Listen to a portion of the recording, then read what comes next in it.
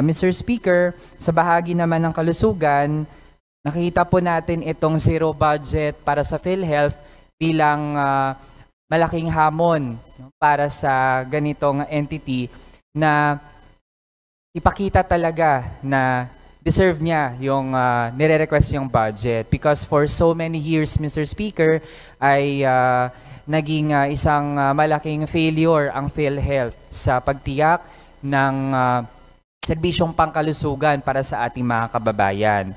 While this zero budget for PhilHealth is a big challenge for this agency to live up sa expectation sa kanya, pero habang may zero budget sa PhilHealth, nakakapagtaka din, Mr. Speaker, bakit may kaltas din sa budget ng DOH mismo. No? So how can we expect to have better healthcare services kung merong 25.8 billion peso budget cut